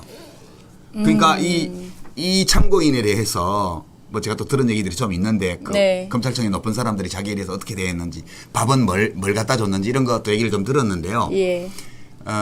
윤석열 총장도 보고를 받았을 거예요. 이 사람이 무지 중요한 참고인이기 때문에. 예. 근데 그 귀하가 보고 받았을 때 그때 느낌으로 받았던 이 김PB의 모습과 오늘 이 증언을 통해서 우리가 받게 되는 김PB에 대한 느낌이 네. 어떻게 다른지를 윤석열 총장이 한번 들어보시고 지금까지 특수부 검사들이 조사를 해서 간부들한테 보고를 계속 받고 있을 텐데 본인이 네. 직접 지휘하니까요. 그 검찰총장에게 올라오는 보고가 이미 심각하게 오염되거나 왜곡돼 있을 위험이 있다는 거. 그거를 윤 총장이 좀 알았으면 좋겠어요. 그래서 오늘 방송은 윤석열 총장한테 헌정하고 싶어요. 그래서 그러고 나서 한번 들어보세요, 이거. 너무 검찰이 예단을 가지고 검사들이 오로지 답을 정해놓고 그걸로 가고 있다는 느낌을 받은 거예요. 근데 뭐 그것도 완전히 없는 거 가지고는 그러지는 않고 본인들이 생각했을 때 자기들이 보기에는 냄새가 나니까 네. 그런 거였죠. 이게 뭔가 좀 수학의 정석처럼 금융이라든지 뭐 증권이라든지 이 사람들은 그런 쪽에 완전 전문가들이잖아요.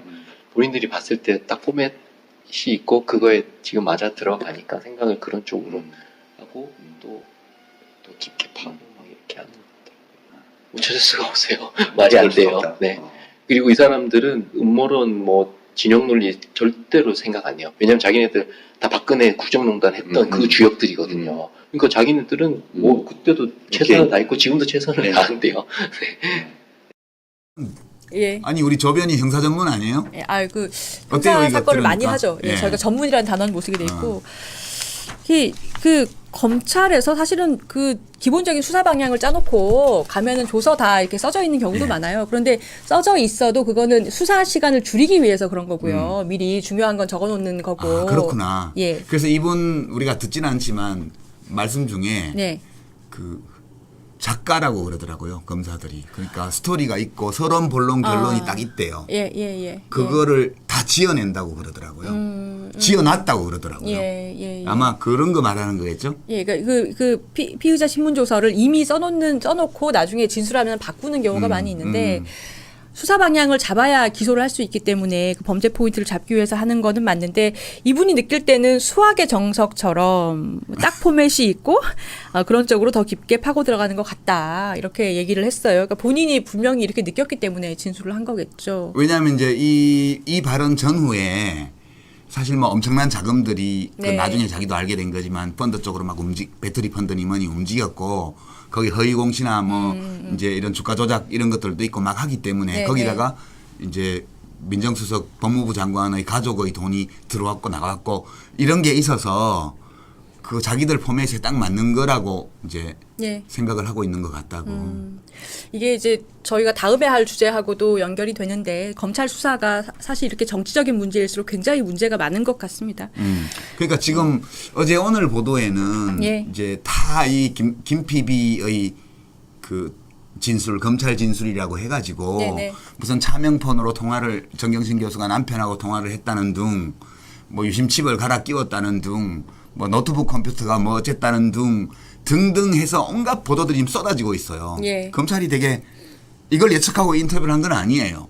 근데 보니까 뭐가 되게 없는지 다시 웅동학원 쪽으로 가가지고 그 조 장관 동생이 채용비리 2건 5천만 원씩 1억 원을 이제 받았다. 이거 가지고 오늘 지금 이 시간에 영장 심사하고 예. 있어요. 이제 법원에서 예, 본인은 영장 심사를 포기를 했고 서류만 보고 지금 영장 발부 여부를 결정을 한다는 건데. 네, 맞습니다. 이제 이 상황에서 일부 언론 보도는 정경심 교수가 그 돈 받고 교사 채용하는데 관여했다는 식으로 지금 몰아가는 보도들도 막 쏟아지고 있어요. 예. 이거를 보면 검찰이 원래는 심플하게 이 자본시장법 뭐 이런 거 가지고 딱 묶어야죠. 예. 근데 못 묶는 것 같아. 그러니까 계속 다른 거를 그러니까 지금 오히려 틀고 있는 그 거예요. 조범동의 혐의인 그 구속된 네. 오천 조카인 조범동의 혐의인 횡령이나 이런 거 하고는 결정적인 단서가 겹치지 없죠. 않기 때문에 네. 그러니까 별건 수사를 하고 다시 있는 거예요. 돌아와가지고 웅둥학원 파고 네. 다시 돌아와가지고 표창장 파고 지금 이렇게 도돌이표로 돌고 있다. 그럼 조 장관 동생 영장 청구한 것도 별건이죠.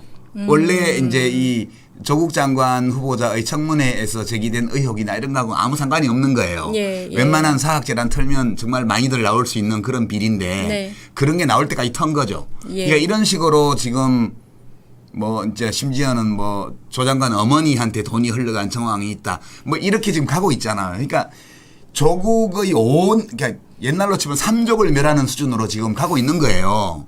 그러니까 이걸 보면서 이 사모펀드 가지고 정경심 교수를 묶지를 못하는구나. 네. 이런 느낌이 제가 많이 들더라고요. 지금- 어떠세요? 형사를 좀 많이 해본 변호인으로서.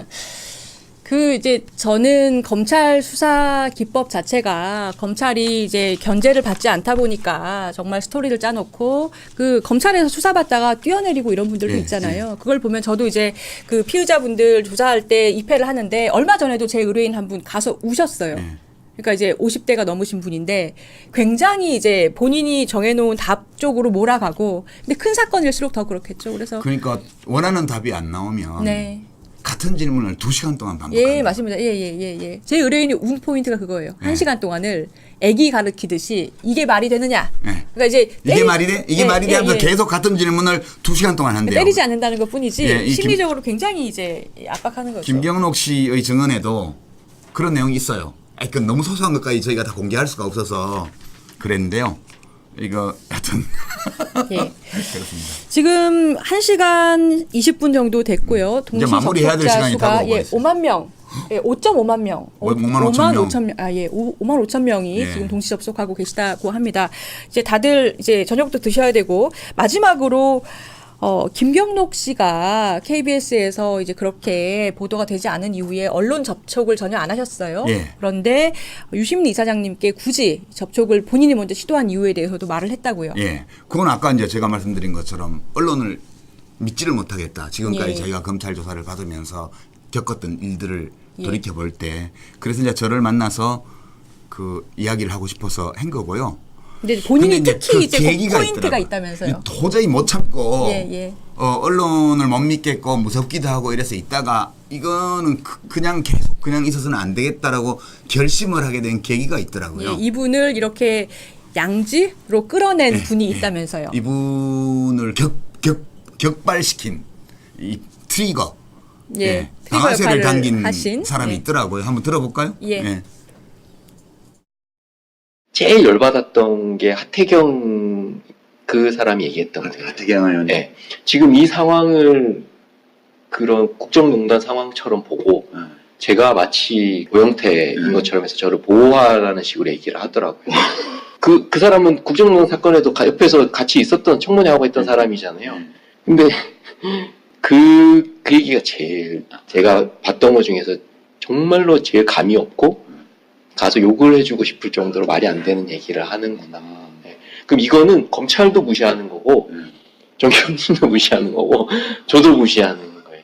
네. 저는 그냥 검찰은 있는 그대로 팩트를 가지고 조사를 하는 거고요. 네. 이 사태 자체가 이 사람들이 교수일 때 있었던 일 가지고 딱 문제가 된 건데 그거를 권력형 비리로 일단은 보는 것 자체부터가 문제고 또 그 사람은 그 옆에서 청문했던 사람이잖아요. 예. 그리고 저를 마치 그 나쁜 사람을 고발하는 뭔가 내부 고발자처럼 얘기를 한다는 것 자체가 네, 제가 그렇게 큰 일을 한 건 아니거든요. 그러니까 지금 이게 고용태다 이렇게 얘기를 해서 예. 나는 고용태는 아니다. 해서 이제 나오시게 됐다. 예. 이런 얘기네요. 우선 이제 이거에 열을 받은 이유가 논리적으로 보면 첫째, 이 정경심 교수의 펀드 투자가 혹시 문제가 있었다 하더라도 이것은 조 장관이 교수이던 시절에 있었던 일들이어서 예. 권력형 비리라든가 부정부패라든가 이런 거하고는 전혀 관련이 없다. 이게 이제 이 김PB의 이 사건을 보는 시각이에요, 기본적으로. 이제 두 번째는 자기는 내부 고발자가 아니다. 예. 자기는 그냥 PB로서 고객을 위해서 그 기자들이 둘러싸고 있어서 금융 자료를 손수 와서 자기네 증권회사에 와서 뗄 수가 없었기 때문에 그거를 PB로서 자기 의무를 다하기 위해서 하다 보니 이 일이 휘말리게 된 참고인인데. 네, 그런데 마치 무슨 고객의 불법 행위를 목격하고 몰래 검찰에게 얘기를 계속 하고 있는 사람처럼 예. 그렇게 계속 얘기가 되는 것이 굉장히 이제 분노를 자아냈다. 예, 이게 이제 그 김PB 그 발언은 제가 여기는 들려드리진 않았는데 이번 얘기는 그런 거예요. 정체성이 나는 증권회사의 PB다. 그 고객의 자산 관리를 맡아서 해주는 사람으로서 예. 고객의 사생활에 대한 정보와 이런 것들을 알 수밖에 없고 그런데 자기가 참고인 또는 피의자로서 검찰에서는 또 사실대로 얘기할 의무가 있고 예. 그래서 자기는 피의자 또는 참고인으로서 검찰이 진실에 접근할 수 있을 것이라고 믿고 자기가 알고 있는 사실들을 있는 그대로 다 얘기를 했다는 거예요. 예. 자기가 한 거는 그거밖에 없다는 거죠. 그러니까 자기는 증권사의 PB로서 고객에 대한 의무 그리고 그 자기 고객들과의 통화 몇 년치를 검찰이 다 가지고 갔는데 그것도 원래 진짜 본사 압수수색을 해야지 가져갈 수 있는 건데 예. 회사에서 하도 그러면 또 회사가 피해를 당하는 거니까 이미 제출 형식으로 몇 년치의 고객과의 상담 내용까지 다 검찰에 제출을 했고 3번이나 압수수색을 당하고 핸드폰 노트북 다 뺏기고 그렇게 된 상황에서 그냥 PB로서 고객의 곁에 있으면서 예. 고객의 짐을 좀 덜어드리고 노력했던 것뿐인데 나를 왜 그런 사람으로 얘기를 하냐는 거예요. 그건 자기 자신의 정체성을 짓밟은 것이고 자기를 모욕한 거라고.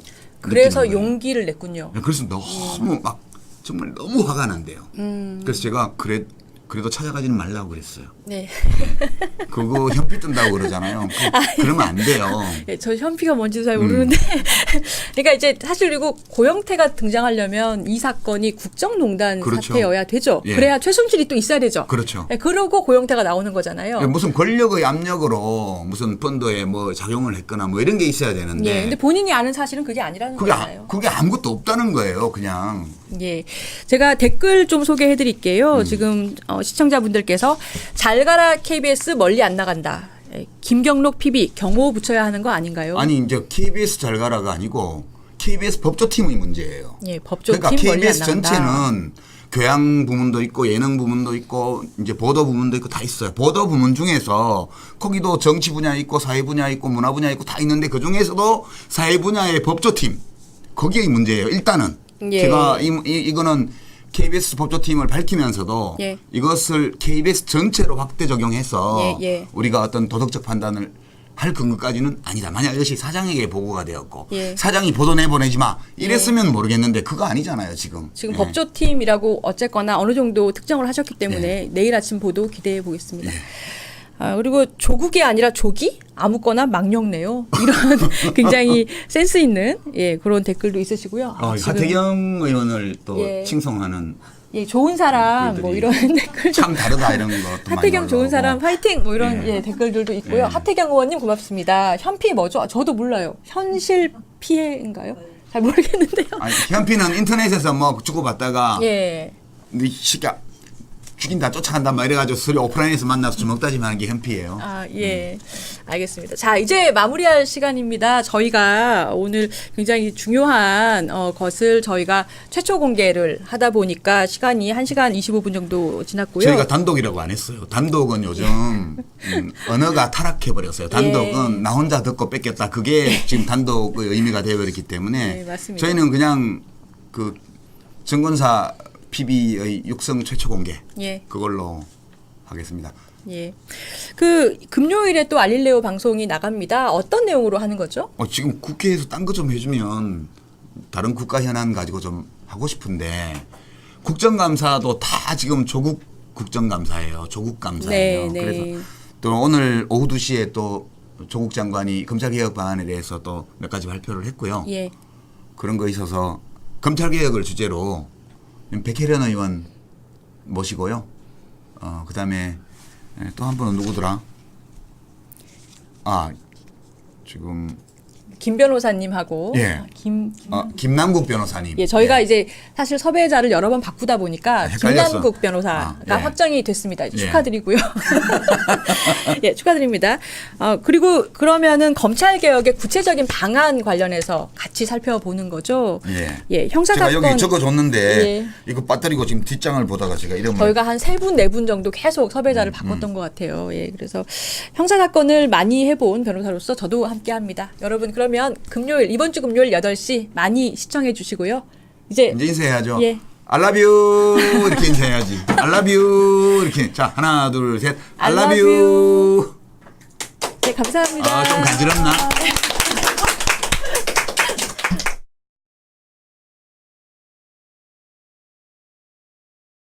너만을 사랑해 너만을 기억해 너만이 필요해